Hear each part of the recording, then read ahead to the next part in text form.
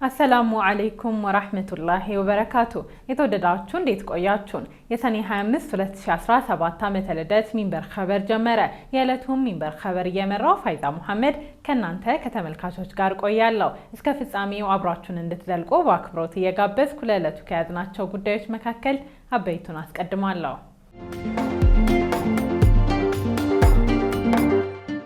ብሔራዊ ባንክ በንግድ ባንኮች ላይ ጥሎት የነበረውን አስገዳጅ የቦንድ ግዢ እንዲነሳ መደረጉ አንዳንድ ዘርፎችን ሊያነቃቃ እንደሚችል ተጠቆመ። የበድር ኢትዮጵያ ዓመታዊ ጉባኤ በነገው ዕለት በቶሮንቶ ሊጀመር ነው።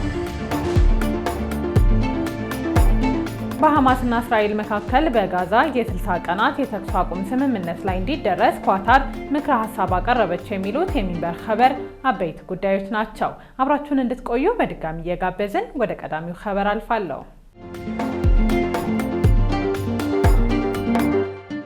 የኢትዮጵያ ብሔራዊ ባንክ የገንዘብ ፖሊሲ ኮሚቴ በተያዘው ሳምንት ሰኔ 23 2017 ሶስተኛ ስብሰባውን አካሂዷል። ከዚህ ስብሰባ መጠናቀቅ በኋላ የተለያዩ የገንዘብ ፖሊሲ ምክረ ሀሳቦችን በማቅረብ በቦርድ እንዲጸድቁ ማድረጉን አሳውቋል። ከነዚህ ውሳኔዎች መካከል አንደኛው በሁሉም ንግድ ባንኮች ላይ የተጣለው አስገዳጅ የቦንድ ግዢ ወይም ትሬጀር ቦንድ እንዲነሳ መደረጉ ይገኝበታል።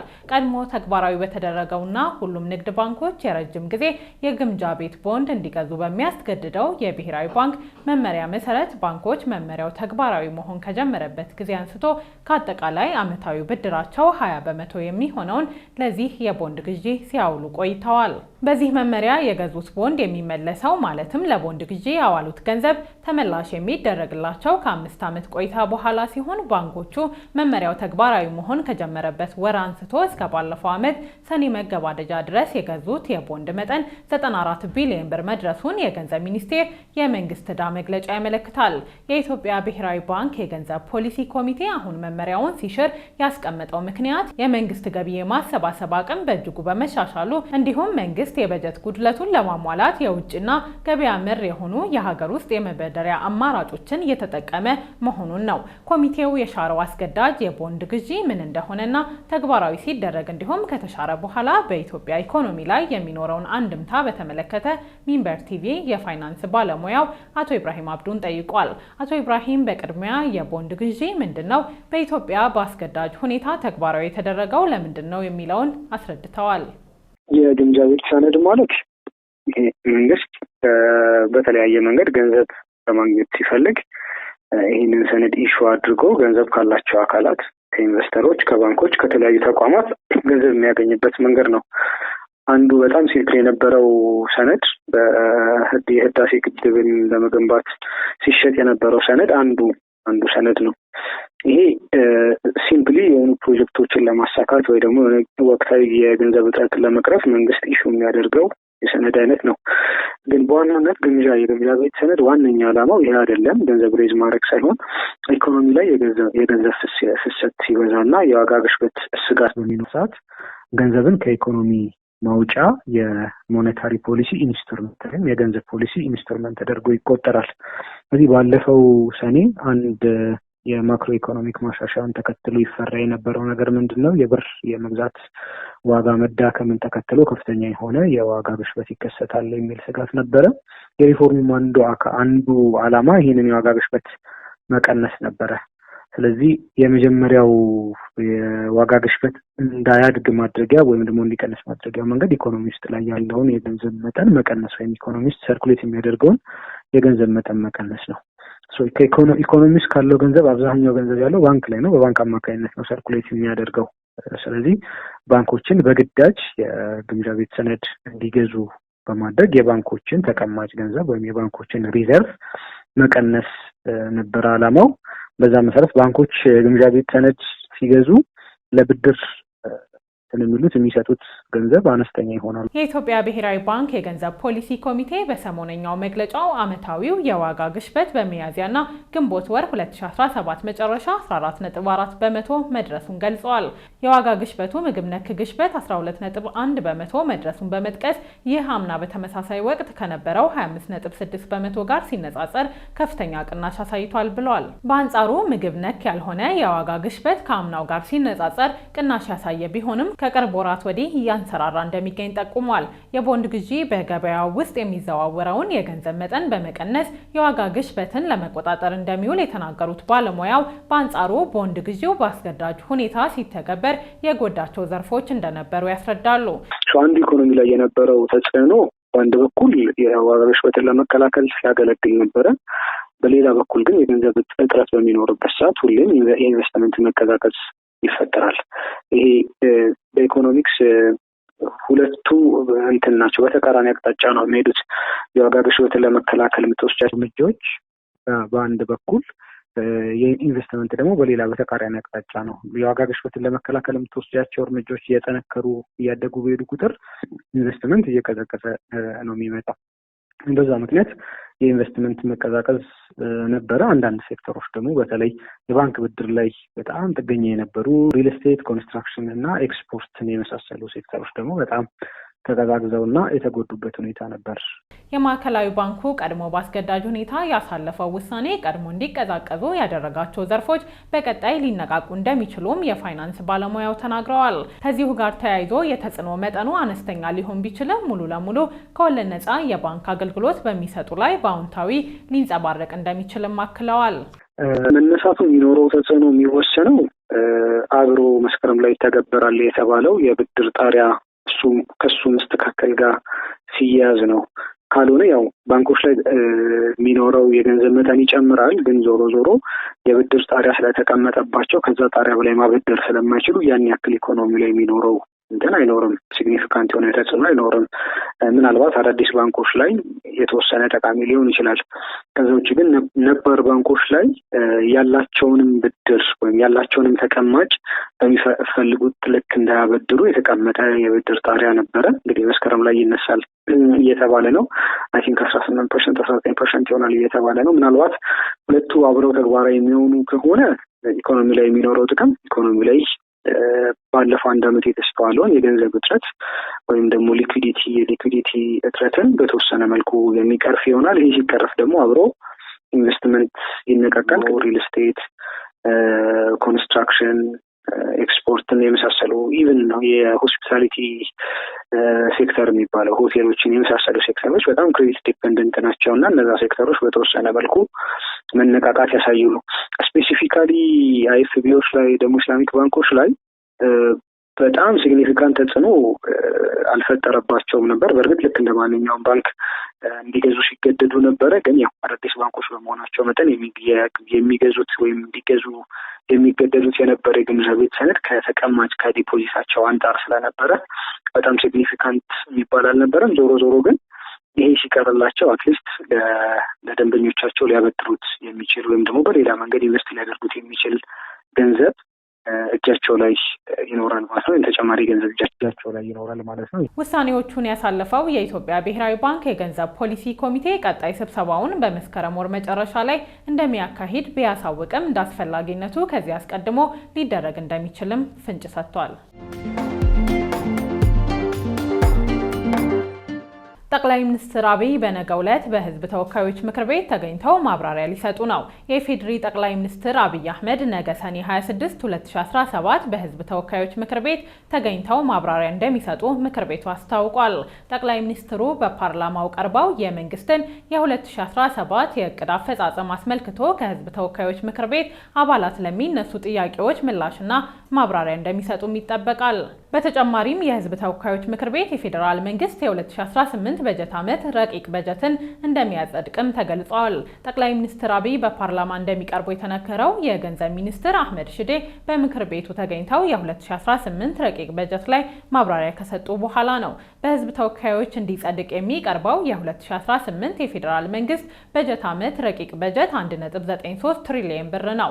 ከ2018 ረቂቅ በጀት 1.2 ትሪሊየን ብር ለመደበኛ ወጪ፣ 415 ቢሊዮን ብር ለካፒታል ወጪ፣ 315 ቢሊዮን ብር ለክልል መንግስታት ድጋፍ እንዲሁም 14 ቢሊዮን ብር ለክልሎች የዘላቂ ልማት ግቦች ማስፈጸሚያ ድጋፍ የሚውል ነው። ከረቂቅ በጀቱ 1 ትሪሊዮን ብር ወይም 73 በመቶውን ከታክስ ገቢ፣ 236 ቢሊዮን ብር ከልማት አጋሮች፣ ቀሪውን ደግሞ ከፕሮጀክቶች ድጋፍና ልዩ ልዩ ገቢዎች ለማግኘት መታቀዱን የገንዘብ ሚኒስትሩ አህመድ ሽዴ ከዚህ ቀደም ገልጸዋል። የበድር ኢትዮጵያ ዓመታዊ ጉባኤ በነገው ዕለት በቶሮንቶ ሊጀመር ነው። መቀመጫውን በሰሜን አሜሪካ ያደረገው በድር ኢትዮጵያ የዘንድሮ ጉባኤውን ነገ ሐሙስ በካናዳ ቶሮንቶ ሊጀምር መሆኑ ታውቋል። ድርጅቱ ለ25ኛ ጊዜ በሚያካሂደው ጉባኤ ላይ ለመታደም የኢትዮጵያ እስልምና ጉዳዮች ጠቅላይ ምክር ቤትና የአዲስ አበባ እስልምና ጉዳዮች ከፍተኛ ምክር ቤት ኃላፊዎች ወደ ስፍራው አምርተዋል። ድርጅቱ ያሰራጨው መረጃ እንደሚያመለክተው ጉባኤው ነገ ሐሙስ ሰኔ 26 2017 ተጀምሮ እስከ እሁድ ሰኔ 29 2017 ለ4 ቀናት የሚቀጥል ነው። በካናዳ ለ4ኛ ጊዜ የሚካሄደውን ዝግጅት የሚያስተባብረው በቶሮንቶ የሚገኘው ነጃሺ ኢስላማዊ ማዕከል ነው። ማዕከሉ የዘንድሮ ጉባኤ በሂልተን ሆቴል እንደሚካሄድ አስታውቋል። በጉባኤው ላይ ከኢትዮጵያ፣ ከሰሜን አሜሪካ እንዲሁም ከተለያዩ ሀገሮች የሚጓዙ እንግዶች ይሳተፋሉ ተብሎ ይጠበቃል። ከኢትዮጵያ ለመሳተፍ የኢትዮጵያ እስልምና ጉዳዮች ጠቅላይ ምክር ቤት ምክትል ፕሬዝዳንት ሼክ አብዱልከሪም ሼክ በድረዲን፣ ዋና ጸሐፊው ሼክ ሐሚድ ሙሳና የአዲስ አበባ እስልምና ጉዳዮች ከፍተኛ ምክር ቤት ባልደረባው ኡስታዝ ሱፊያን ኡስማን ትናንት ምሽት ቶሮንቶ መግባታቸው ታውቋል። ድርጅቱ በድረገጹ ባሰራጨው መረጃ የጠቅላይ ምክር ቤቱ ፕሬዝዳንት ሼክ ሀጂ ኢብራሂም ቱፋ እንደሚሳተፉ የገለጸ ቢሆንም ትናንት ቶሮንቶ ከደረሰው የጠቅላይ ምክር ቤቱ ኃላፊዎች ልዑክ ጋር አልታዩም። እስካሁን ድረስ መሳተፍ አሊያም አለመሳተፋቸውም አልተገለጸም። የዓመታዊ ጉባኤ አዘጋጅ በድር ኢትዮጵያ አሜሪካ፣ ካናዳ እና አውሮፓን ጨምሮ 27 የሙስሊም ማህበረሰብ አባላትን የሚወክል ድርጅት ነው። ባለፈው ዓመት 24ኛ ጉባኤ ኢስላማዊ መርሆች ላይ ጸንቶ መቆም በሚል መሪ ቃል በአሜሪካ ዳላስ አከናውኗል። ከ3 ዓመት በፊት በተመሳሳይ ጉባኤውን በአዲስ አበባ ማከናወኑም ይታወሳል። አዋሽ ባንክ በዓመቱ ከወለድ ነጻ የባንክ አገልግሎት የተሰበሰበው ተቀማጭ ገንዘብ በእጥፍ ማደጉን አስታወቀ። አዋሽ ባንክ በዓመቱ ከወለድ ነጻ የባንክ አገልግሎት የተሰበሰበው ተቀማጭ ገንዘብ በእጥፍ ማደጉን ያስታወቀው የሂሳብ ዓመቱን የስራ አፈጻጸም አስመልክቶ በሰጠው መግለጫ ነው። የአዋሽ ባንክ ዋና ስራ አስፈጻሚ አቶ ፀሐዬ ሽፈራው ባንኩ በሂሳብ ዓመቱ ውጤታማ አፈጻጸም ካስመዘገበባቸው ክንውኖች መካከል ከወለድ ነጻ አገልግሎቱን ጠቅሰዋል። በመግለጫው ሲናገሩ በ2017 የሂሳብ ዓመት ትልቅ ስራ ሰርተንበታል ብለን የምንገልጸው ከወለድ ነጻ የባንክ አገልግሎት አፈጻጸም ነው ያሉት አቶ ፀሐይ በዓመቱ ከወለድ ነጻ የባንክ አገልግሎት የተሰበሰበው ተቀማጭ ገንዘብ በእጥፍ አድጓል ሲሉ ጠቁመዋል። በ2016 የሂሳብ ዓመት ከወለድ ነጻ የባንክ አገልግሎት ማሰባሰብ የተቻለው ተቀማጭ ገንዘብ 18.5 ቢሊዮን ብር እንደነበር በማስታወስ በ2017 የሂሳብ ዓመት ግን ተቀማጭ ገንዘብ 37.3 ቢሊዮን ብር መድረሱን አስረድተዋል። ይህም አፈጻጸም ከ100% በላይ መሆኑን ያሳያል ብለዋል። ከውጭ ምንዛሬ ግኝት አንጻርም ባንኩ በሂሳብ ዓመቱ 2.1 ቢሊዮን ዶላር ማግኘቱን በተለይ ላኪዎችን በሰፊው በማገዝና እነሱ የሚፈልጉትን የስራ ማስኬጃ በተገቢው መንገድ ማቅረብ በመቻሉ በሂሳብ ዓመቱ ከተገኘው የውጭ ምንዛሬ 1 ቢሊዮን ዶላር የተገኘው ከላኪዎች መሆኑን አስረድተዋል። በሂሳብ ዓመቱ የተገኘው የውጭ ምንዛሬ ገቢ በኢንዱስትሪው በከፍተኛነቱ የሚጠቀስ መሆኑን ከቀዳሚው ዓመት ገቢ አንጻር ሲታይ የ355 ሚሊዮን ዶላር ወይም 25 በመቶ ብልጫ ማሳየቱ ተነግሯል። በላኪዎች አማካኝነት ከተገኘው 1 ቢሊዮን ዶላር በተጨማሪ የውጭ ምንዛሪ ገቢ የተገኘው ደግሞ ከቀጥታ የውጭ ኢንቨስትመንት፣ ከሐዋላና ከሌሎች የውጭ ምንዛሪ መሆኑ ተገልጿል። የተገኘውን የውጭ ምንዛሪ ልማታዊ ለሆኑ ዘርፎች መስጠቱን የጠቀሱት አቶ ፀሐዬ እንደ ምሳሌ የጠቀሱትም ነዳጅን ከውጭ ለማስገባት ከሚያስፈልገው የውጭ ምንዛሪ 638 ሚሊዮን ዶላር ባንኩ ሰጥቷል ብለዋል። ለምግብ ዘይት ግዢ 536 ሚሊዮን ዶላር መስጠቱንም አክለዋል። በተመሳሳይ ለመድኃኒት፣ ለትምህርትና የሕክምና መሳሪያዎች፣ ለስኳር፣ ለሩዝና ለመሳሰሉት ግዢ የሚውል ተጨማሪ 56 ሚሊዮን ዶላር መስጠቱን ገልጸዋል። የስድስተኛ ክፍል መልቀቂያ ፈተና የማለፊያ ውጤት 50 በመቶ እንዲሆን ውሳኔ መተላለፉን የመዲናዋ ትምህርት ቢሮ ገለጸ። የአዲስ አበባ ትምህርት ቢሮ የ2017 የስድስተኛ ክፍል መልቀቂያ ከተማ አቀፍ ፈተና ውጤት ዛሬ ረቡዕ ሰኔ 25 2017 ከሰዓት ይፋ ሲደረግ የማለፊያ ውጤት 50 በመቶ እንዲሆን ውሳኔ መተላለፉን አስታውቋል። ቢሮ ከተማ አቀፍ የመልቀቂያ ፈተናው በአጭር ጊዜ ታርሞ ይፋ የሚደረገው ተማሪዎች ለቀጣዩ የትምህርት ዓመት ከወዲሁ በቂ ዝግጅት እንዲያደርጉ ለማስቻል እንደሆነም ገልጸዋል። የ2017 የትምህርት ዘመን የስድስተኛ ክፍል ከተማ አቀፍ ፈተና የተሰጠው ከሰኔ 10 እስከ 12 2017 እንደነበር ይታወሳል። በከተማ አስተዳደሩ በ2017 79034 ተማሪዎች ፈተናውን መውሰዳቸውንም ገልጸዋል።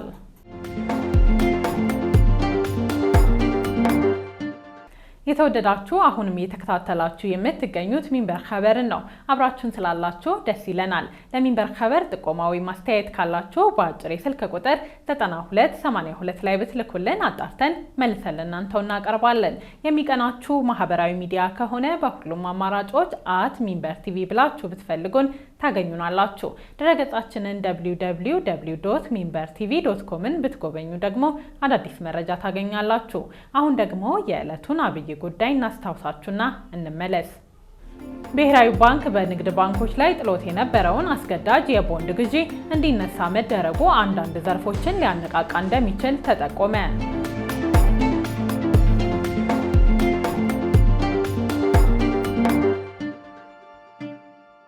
በሐማስና እስራኤል መካከል በጋዛ የ60 ቀናት የተኩስ አቁም ስምምነት ላይ እንዲደረስ ኳታር ምክረ ሀሳብ አቀረበች። ሐማስና እስራኤልን ከአሜሪካና ግብጽ ጋር ስታደራድር የቆየችው ኳታር በጋዛ የ60 ቀናት የተኩስ አቁም ስምምነት ላይ እንዲደረስ በትላንትናው ዕለት አዲስ ምክረ ሀሳብ ማቅረቧ ታውቋል። ምክረ ሀሳቡ ለ2 ወራት ተኩስ እንዲቆም ተደርጎ የእስረኞች ልውውጥ ለማድረግ ስምምነት ላይ እንዲደረስ የሚጠይቅ ነው። ሚድል ኢስት ሞኒተር በስም ያልተገለጹ የዲፕሎማቲክ ምንጮችን ጠቅሶ እንደዘገበው በኳታር በኩል አዲስ የተዘጋጀው በእስራኤልና ሐማስ መካከል በጋዛ የተኩስ አቁም ስምምነት ላይ እንዲደረስ የቀረበው ሀሳብ በመካከለኛው ምስራቅ የአሜሪካ ልዩ ልዑክ ስቲቭ ዊትኮፍ ካቀረቡት እቅድ ጋር የሚመሳሰል ነው። እንደ ዘገባው ከሆነ ትራምፕ የተኩስ አቁም ስምምነቱ በመጪው ሳምንት ተግባራዊ ይደረጋል ብዬ ተስፋ አድርጋለሁ፣ ተፈጻሚነቱን ለማረጋገጥ እየጠበቅን ነው ብለዋል። የፍልስጤሙ ሐማስ በበኩሉ በጋዛ ዘላቂ የተኩስ አቁም ስምምነት ላይ ለመድረስ ሁሉንም እስራኤላውያን ምርኮኞች ለመልቀቅ ፈቃደኛ መሆኑን ገልጸዋል። ሆኖም ለተፈጻሚነቱ የእስራኤል ጦር ጋዛን ለቆ ሙሉ ለሙሉ መውጣት እንደሚኖርበት አስታውቋል። ከዚህ በተጨማሪም በእስራኤል ማጎሪያ ቤቶች የሚገኙ ሁሉም ፍልስጤማውያን ታጋቾች በአንድ ጊዜ መለቀቅ አለባቸው የሚል ቅድመ ሁኔታ አስቀምጧል። በአሁኑ ሰዓት በእስራኤል ማጎሪያ ቤቶች ከ10,400 በላይ ፍልስጤማውያን ታጋቾች በከፍተኛ ስቃይ ውስጥ እንደሚገኙ ዘገባው አመልክቷል። ውድ ተመልካቾች ለዛሬ ያዘጋጀነው የሚንበር ኸበር በዚሁ ተጠናቀቀ። ፋይዛ መሐመድ አብሬያችሁ ቆየሁ። ወሰላሙ አለይኩም ወራህመቱላሂ ወበረካቱሁ።